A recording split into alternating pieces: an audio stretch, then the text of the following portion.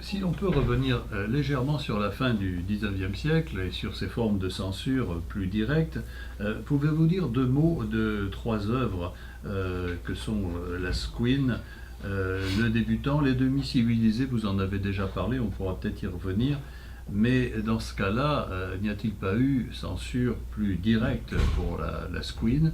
Et dans le cadre du débutant d'Arsène Besset, une censure, ou plutôt une forme d'autocensure aussi, et de censure par le silence sur une œuvre qui venait de paraître. Les cas que vous évoquez, auxquels on pourrait ajouter Marie Calumet, donnent des variations fort intéressantes sur les différents types de censure. Dans le cas du roman d'Albert Laberge, La Squin, paru en 1918, il n'y a pas eu de censure nommément. La censure s'est faite contre un chapitre de La Squin, paru en 1909, le chapitre Les Foins, dans un journal, et c'est là où était intervenu l'évêque de l'époque, Monseigneur Bruchesi. Non pas donc, c'est pas le roman qui a été interdit, mais ça a fait en sorte que Laberge, du moins c'est ce qu'on croit, devant cette interdiction assez sévère de son chapitre Les Foins, a décidé ensuite de publier La Squin, 9 ans plus tard, mais à petit tirage, une soixantaine d'exemplaires, pour ses amis et à compte d'auteur. Donc on a là un des effets de la censure, si on peut dire, sur l'édition. Dans le cadre de la réflexion de Pierre Hébert sur la censure, j'aimerais citer deux extraits de romans dont il avait été question. Il s'agit pour l'un du roman d'Albert Laberge, La Squin, de 1918, tiré du chapitre Les Foins qui s'était attiré les foudres de l'archevêque de Montréal, Monseigneur Bruchesi. Citation. Se dirigeant dans la direction de la voie, les jambes embarrassées dans le foin et trébuchant à chaque pas, l'Irlandaise arriva à Charlot. Elle s'affaissa près de lui, les jupes trempées et boueuses, la laine puant l'alcool. Attisée par le genièvre, elle flambait intérieurement. Et Charlot éprouvait lui aussi des ardeurs étranges. Ses 35 ans de vie continente, ses nuits toujours solitaires dans le vieux sofa jaune, allumaient à cette heure en ses entrailles de luxurieux et lancinants désirs. Cet homme qui jamais n'avait connu la femme sentait sourdre en lui d'impétueux et hurlants appétits qu'il fallait assouvir. Toute la meute des rêves mauvais, des visions lubriques l'assiégeait, l'envahissait. Une solitude immense et des ténèbres profondes, épaisses comme celles qui durent exister avant la création du soleil et des autres mondes stellaires, enveloppaient les deux êtres. La pluie battait la couverture de la grange, chantant sa complainte monotone, et la sempiternelle et lugubre plainte des grenouilles s'entendait comme un appel désespéré. Alors Charlot se rua, et le geste d'Éraste s'accomplit. Ce fut sa seule aventure d'amour.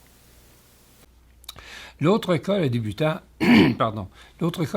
est extrêmement intéressant parce qu'il s'agit effectivement d'un mélange d'autocensure et de censure par le silence. D'abord d'autocensure. Le roman Le Débutant, qui mérite vraiment d'être connu, qui est un roman fort intéressant pour l'époque, qui paraît en 1914.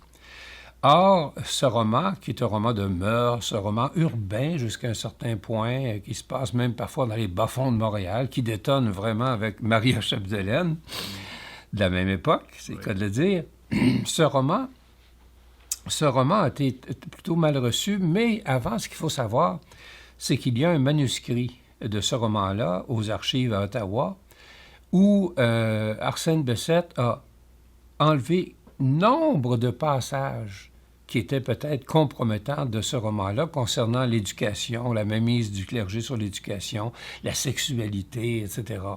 Et malgré cette autocensure qu'on peut voir parce qu'on dispose du manuscrit et de l'édition finale, malgré cette autocensure, effectivement, le roman sera très mal reçu. On dit, mais je n'ai jamais trouvé de preuve de ça, qu'il aurait été brûlé sur la place publique.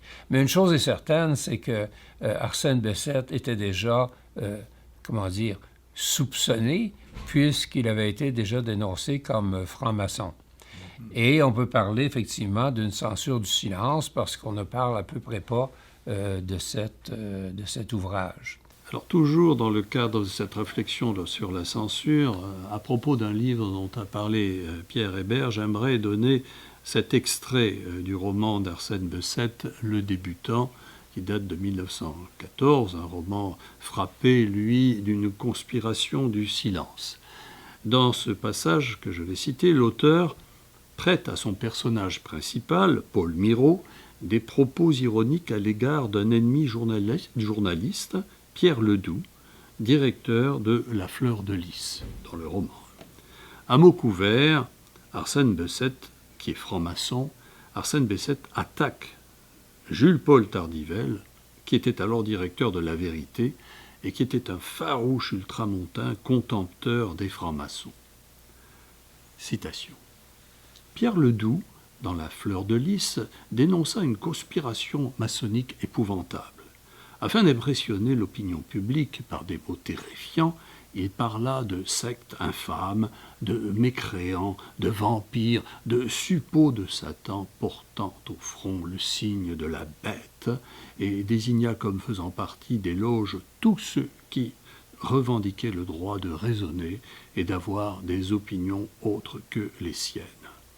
Dans un de ses plus fameux articles, il exprimait le regret qu'on ne puisse revenir au temps si glorieux pour l'Église où les libres penseurs étaient condamnés à mourir dans les supplices, regret tout imprégné de mansuétude et de charité chrétienne, et il se consolait par cette non moins charitable pensée. Si nous ne pouvons plus brûler les hérétiques, il nous reste encore la ressource de briser leur carrière, de leur enlever leurs moyens d'existence, en un mot, de les exterminer par la famine. C'était sublime. Le cas de Marie Calumet est certainement le plus classique de la censure québécoise, ou de la censure cléricale québécoise. Rodolphe Girard est un journaliste à la presse. Il écrit un roman truculent, comique, drôlatique, sarcastique, Marie Calumet, qui paraît en 1904. À titre d'exemple, un des chapitres s'intitule « Où est-ce qu'on va mettre la Sainte Pisse à Monseigneur ?» C'est-à-dire que Monseigneur, qui couche au premier étage, la nuit a besoin d'un bol ou d'une bassine pour faire ses besoins. Et Marie Calumet, qui est la bonne du prêtre en question, vient faire le ménage dans sa chambre et ne sait pas trop quoi faire avec cette sainte urine. Alors, d'où le chapitre « Où est-ce qu'on va mettre la Sainte Pisse à Monseigneur ?» Alors, finalement, elle décide de le lancer par la fenêtre et elle tombe sur la tête d'un passant. Un autre exemple de Marie Calumet, de ce côté truculent, c'est que Marie Calumet se marie, mais un de ses prétendants est très jaloux. Alors, au moment de la noce, il met un laxatif très puissant dans toute la nourriture des convives. Je vous passe la description du dernier chapitre et des effets de ce laxatif, mais disons que c'est ce qu'on appelle de nos jours graphique. Alors, également, le prêtre saisit d'ailleurs le mollet aussi d'une autre des servantes, comme ça, gentiment, par pseudo-accident. Un autre des personnages lit la Bible, ce qui était interdit, et en particulier le Cantique des Cantiques, une partie plus érotique.